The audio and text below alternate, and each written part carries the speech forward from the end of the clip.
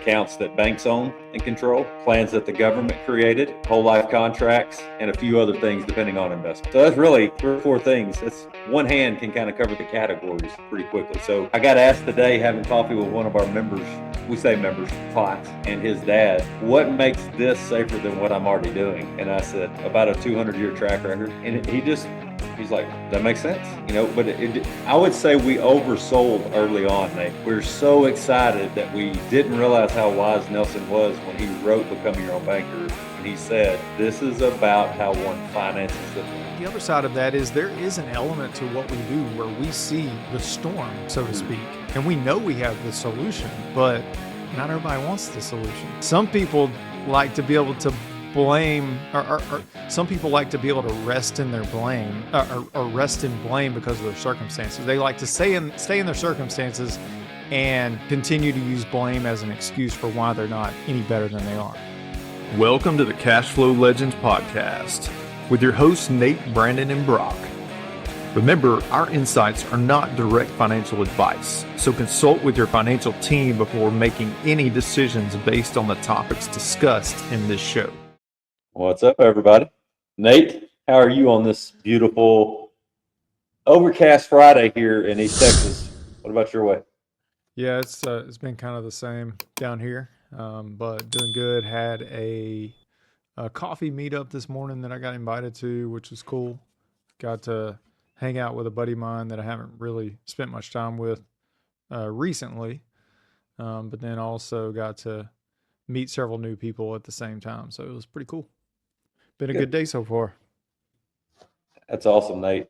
We spend a lot of time getting to share kind of our journey and our story. But what we're learning is when we go live on Facebook, we're really probably getting our message out there more to people we've known a long time. And I don't know if you think this way the way I do, but I was thinking about what are all the reasons that I'm hesitant to tell the people I know best the truth that we know about becoming your own banker and whole life insurance and what we built a company around for the last 8 years by God's grace and patience and mercy and all the things that we failed at. What holds me back? And I was thinking about the balance between being bold and humble and where that intersects with peace of mind. Yeah. And so tell me through your creative brain kind of how you think about that and, what we've learned so far and the awesome conversations we've had and the failure we've experienced and just what it means to you. I think it's very easy for us to remember back to the early days of when we were ignorance on fire and rejection was tough to deal with a little bit, and also there's this, I think there's this part of us that doesn't want to come across to someone the wrong way as far as, I'm just here to sell you something. But really, and I find that the more more time I spend with people, obviously, the more they understand my heart behind what I do and how I really want to help people. But there's still, on occasion, there's this hesitancy to really get too deep too soon. There's also this thing that we've adopted, and it's not a cold or callous approach or anything like that. It's just from our experience, we've seen a lot of value in this philosophy of letting the work be the filter, because we absolutely want to help people who want to help themselves. But if you don't want to help yourself, we don't want to drag you around, because that's not what we do. We are not in the convincing business. We are in the educating business. That's a really good way to say it, Nate. So this is what happens when you become an entrepreneur. And Nate, I would say this now, and I wouldn't have said it 5 years ago. Being an entrepreneur is not for everybody. And that's not making us better than someone who isn't or any of that. But you have to have this kind of insatiable desire to create and be excited about failure and know it's a part of the process instead of being scared of it. So I was thinking about the humble boldness today. And I'm sure I've sent messages to some of my closest friends. Now, these are people that I know really well, okay? These aren't people that I met once on, at an event. And I'm always wanting to be sure that they understand how much I care about them and how remiss I would be if I didn't let them know what we know about money. Now, you just said it best. I have to also put myself out there, and so do you, to realize that we're always all being sold so much in the world of America today that it's easy to really throw your hands up and go, until I fully understand that, or until I lean into it, he's just trying to sell me something. And the way that I'm beginning to work through that is Leah and I spent 15 plus years doing things a certain way with money. And there were certain things from that were very advantageous, discipline-wise, structure-wise, things like that. And we spent the last 8 becoming our own banker, learning what Nelson Nash taught in the book, Becoming Your Own Banker, and how the infinite banking concept works, and why whole life is the most misunderstood product asset class out there probably. And it's kind of this pendulum swing, 15 years one way, 8 years the other. You get more and more confident because you have something to compare it to. Do you notice that as well? Yeah, for sure. And we see, because of the thousands and thousands of conversations that we've had over the last nearly 8 years and the hundreds and hundreds of clients across the country that we work with, we know with confidence how we can help someone. But again, it goes back to, do they want help? Are they actually putting in the work on their side of things? And it's not the same thing, but as you were talking, it reminded me, my dad was kind of the king of analogies. And like, he told me one time about a scenario where he was trying to help someone and they got very upset with him offering to help them. And I don't remember what the exact context was, but the way he described it to me, the way he saw it in his mind, the analogy that he created was, I know there's a storm coming and I'm trying to give them an umbrella and they're mad at me because I'm trying to give them an umbrella. And I think that's kind of how we see things from our side, because like Nelson said, when you know what the problem is, you'll know what to do. Well, we know what the problem is, so we know what to do, but most people are not fully aware of what the problem is.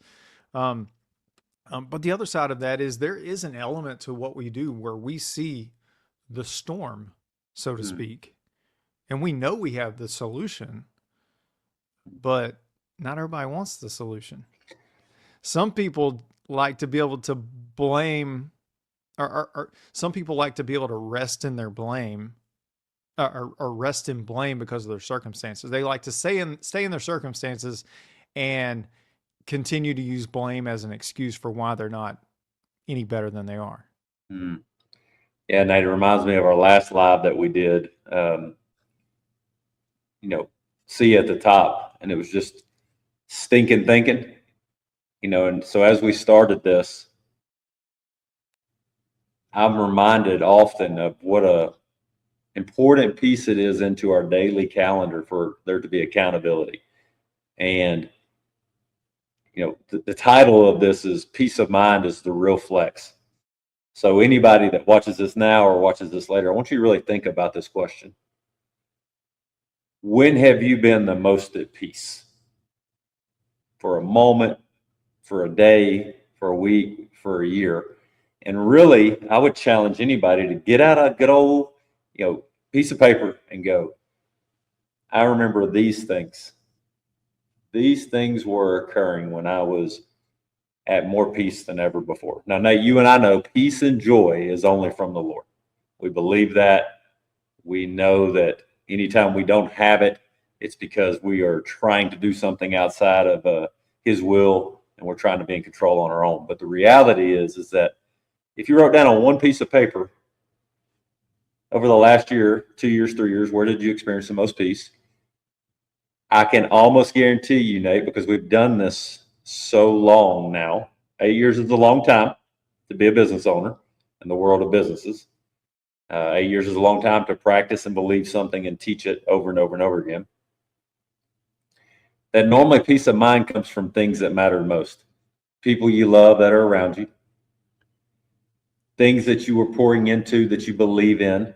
It's a part of your purpose, whatever kind of mission work or purpose work that might be. There's typically some money in the bank that has it's not spent yet. It's just sitting there. There's no worry. It's an emergency fund. It's a rainy day fund, whatever you want to call it. And there's just some contentment of, even if there was an emergency, an unforeseen event, we're going to be okay.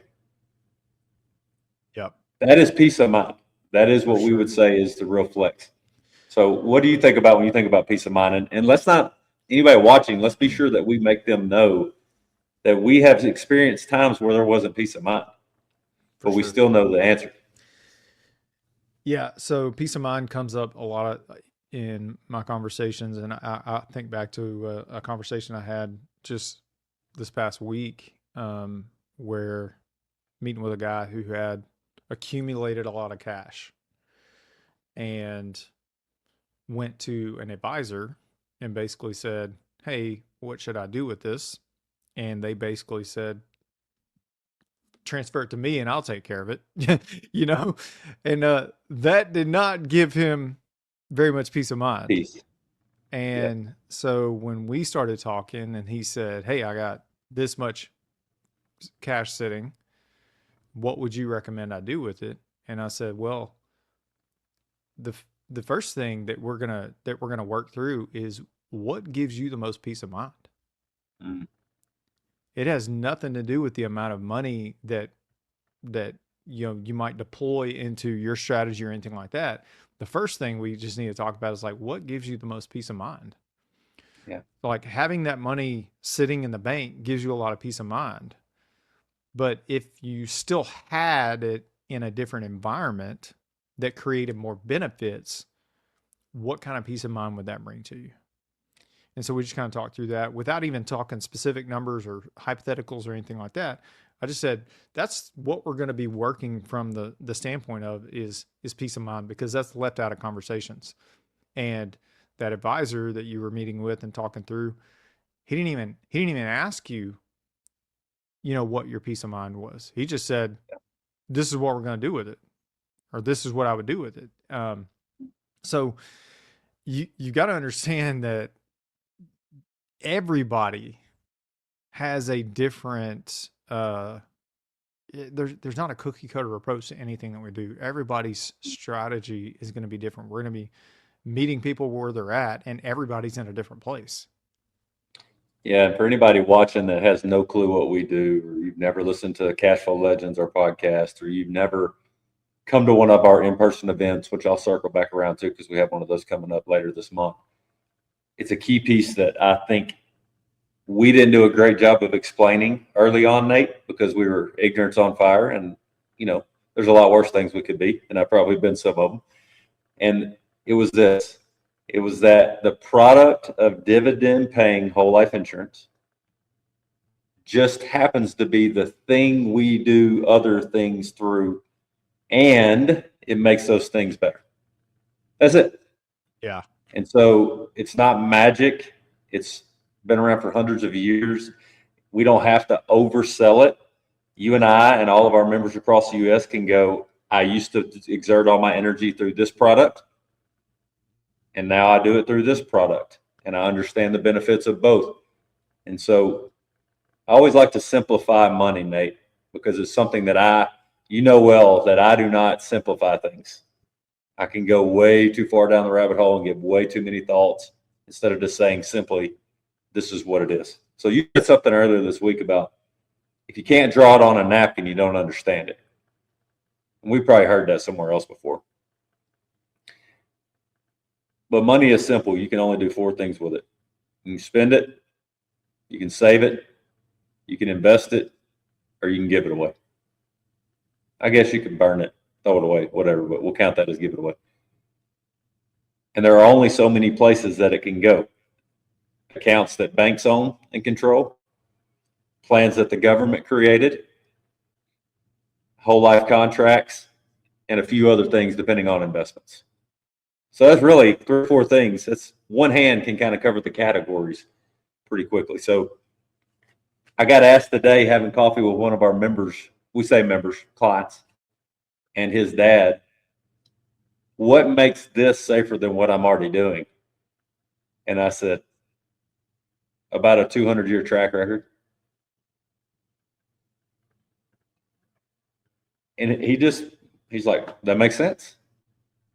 But I would say we oversold early on, Nate.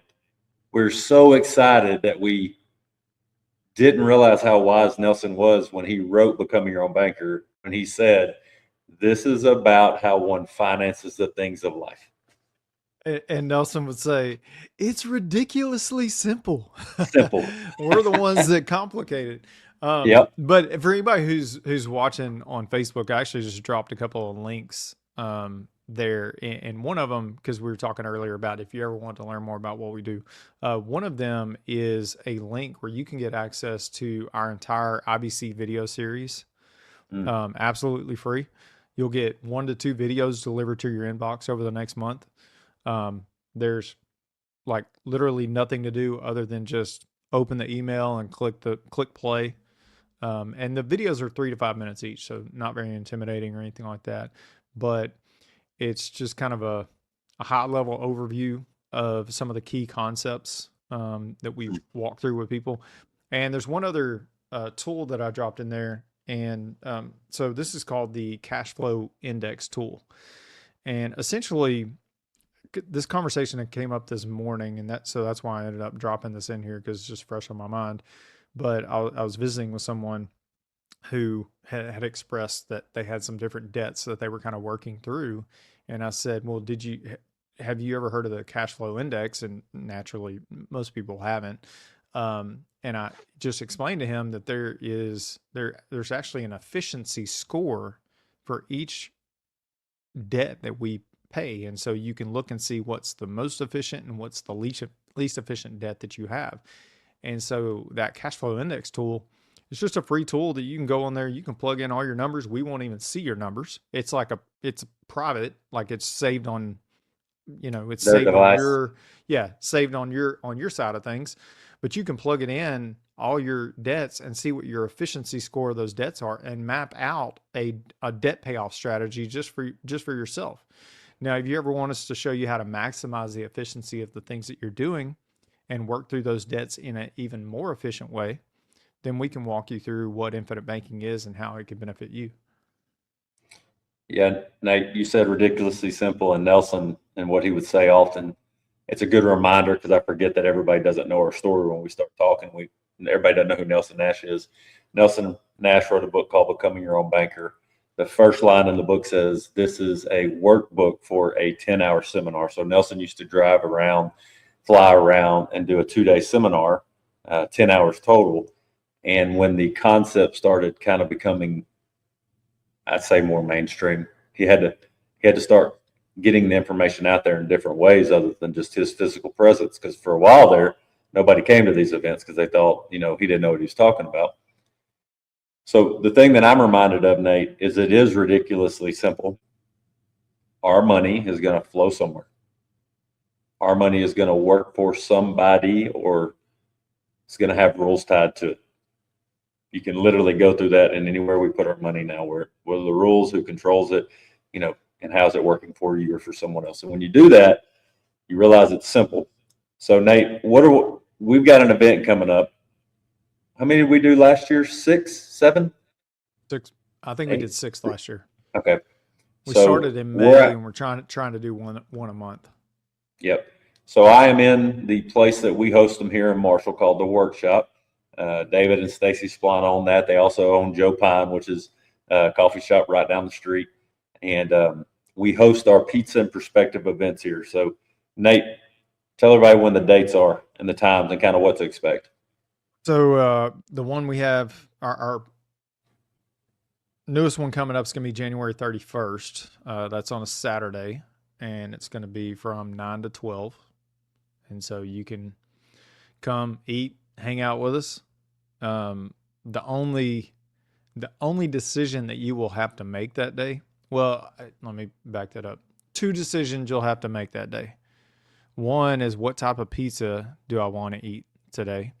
And the second is, do I want to have another conversation in the future? That's it. No financial decisions that you have to make. Just come, hang out, learn. If you're new, I say, the worst case scenario is you're going to learn something new. That's the worst case scenario. Yeah. The best case scenario is it's going to change your life the way it did ours and many of our members. That's good stuff. When you say stuff like that out loud, Nate, for somebody listening, you go, change your life. I want to really lean into that for just a second. Only you, whoever listening, can make choices to improve your life or to change your life or to change the trajectory of your life. And the best ways to do that is to understand that you are your greatest asset. Now, that is not superseding you having a relationship with Jesus. We always say that. But the gifts he's given you, to maximize them to their full potential, to glorify him and be the hands and feet, you are your greatest asset. And the best place you can start is investing in yourself, without a doubt. So if you would never show up to a place and listen and learn something new with somebody that you know or don't know, that's probably a really good place to start. Because when you're willing to get uncomfortable, what's also happening internally, Nate, is we are saying to ourselves, I don't know everything. There's something new I could possibly learn. And to do that, I have to be open enough to try something different. Yeah. And most of the time we find, Nate, with all the conversations we have, that fear is one of the most controlling factors of somebody not taking action of it on anything. Yeah, ironically, that the coffee meeting that I had this morning, the topic of fear and worry and doubt and all that stuff came up in that conversation, and so we got to just have a really, I guess you would say, blunt, vulnerable time with those men. And one of the agreements that we had, and I mean, this, we talk about this all the time. Like, men need other men, and there's so much value in being vulnerable in trusted relationships. Yeah, I always say this. I'm not talking about going and holding hands and singing Kumbaya with people you don't know. We're talking about getting to know people well enough that you know that they want to call you up. They want to hold you accountable in a way that's pulling the best version of yourself out, even if you don't always see it. Because as we say often, it's much easier for somebody outside your jar to read your label. When you're inside the jar, it can get kind of mucky and hard to see sometimes, and you need different perspectives. So if anything else, coming to a Pizza and Perspective is going to give you perspective on something that might be new to you.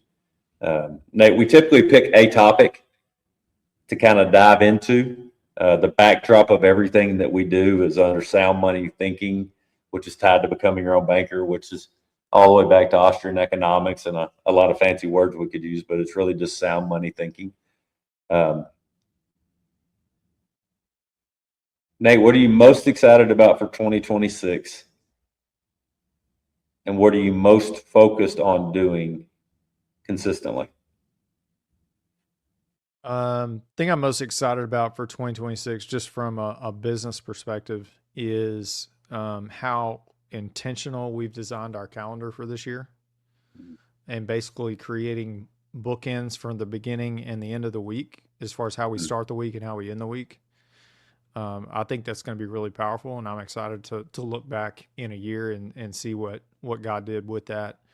As far as something that I know that I'm going to be doing this year is really getting out of the house more and networking, building some new relationships outside of just what I do, because up till this point, most of my interactions in our business is done just like this, over the computer.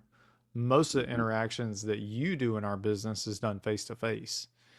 And even though my meeting this morning had nothing to do with business at all, I just enjoyed so much meeting some new people, hearing some new stories, things like that. And so I'm excited about just continuing to expand my network this year. Yep. Whatever that turns into is what it turns into. But I'm excited to just meet some new people and build some new relationships. Yeah, the beautiful thing about accountability, Nate, that we have been reminded of over and over and over again, is accountability, even if it's clunky or not the right fit or it's for a season, it's a step towards clarity of the next accountability you need. And that can only start when you start with accountability. And let me just break it to everybody, and this is just for Nate now because we know each other really well. We are not the best person to hold ourselves accountable all the time. We will tell ourselves lies that nobody else knows. We will convince ourselves not to do things that are good for us because we like to be comfortable. Simple as that. And that's pretty natural for everybody. So getting out and doing something that makes you uncomfortable, as long as you know it's in a pleasing way to the Lord and it's in alignment with who you are, is a really good thing to lean into for 2026. What can I do that challenges me to get uncomfortable in an area that I want to grow in? And so, Pete's in perspective. Obviously, we're biased. Will be a great one to come to. Yeah, we'll have the registration link up pretty soon, probably sometime today. So we'll post that multiple times over the next few weeks, so people have an opportunity, and probably even create an event on Facebook itself. So if you pay attention to what we do, you'll have an opportunity to sign up for that if you're in the area. Yeah, and if you don't have anybody in the area that is already a ULC member or client, bring a friend with you. Go, hey, I'm learning something new. I'd love to get your perspective. And if they're a skeptic of whole life insurance or becoming your own banker, even better. We love skeptics. It's a good thing because it makes us be sure we understand what we think we understand. There won't be anybody tormented if they don't believe what we believe. There'll be a casual conversation about, hey, well, we see this from this perspective, because like you said earlier, Nate, every member or prospect we deal with and work with has a different level of what peace of mind is, or what clarity is, or what goals are. And for the member who's lost it all and wants to store it up in cash, that's a different deal than the one who's never lost it all and has 3 years of living expenses set aside all the time. It just depends on where you are. But I think James Nethery said it at a think tank years ago, Nate, and I may butcher this, so correct me. He said, we don't ever realize the importance of peace of mind until we want it and don't have it. And Nate and I can share stories about that in our own life, about where we've lost that peace of mind because, not surprisingly, in the business aspect, we got away from Nelson Nash's principles, which are pretty logical. So speaking of think tank, if anybody knows anything about the Nelson Nash Institute, so there's an authorized practitioner program that we've been a part of for many years, and we've had the honor of being asked to speak at the event coming up next month, and so we get to for the second time, for the second time, we're going we're going to be part of the speaker lineup for the Nelson Nash Institute. So we get the opportunity to speak to other advisors across the country, other authorized practitioners, which is just a huge honor for us. And, we kind of pinch ourselves sometimes when we think about how we started and where we are now. And, it's all from the Lord first and foremost, but second to that, it's curiosity that wouldn't go away. And instead of trying to ignore it, we just kept leaning into it. Yeah, Nate, anybody that watches this now or later, I can't encourage you enough for 2026 to just get real clear on a thing or two that would bring an immense amount of value to improvement in your life, and just work on making small, consistent actions towards that thing. Give yourself grace when it doesn't go the way you want it to, and just keep going. Because as you said a while ago, Nate, and we hear this so many times, it's one of my favorite things to hear. We'll be visiting with a member or a client or a friend. Lots of times it ends up being all the same person. And they're like, man, it's wild what can change in a year. It's wild what can change in 6 months with just a few tweaks of focus or effort or saying no to something, Nate. It isn't always about saying yes.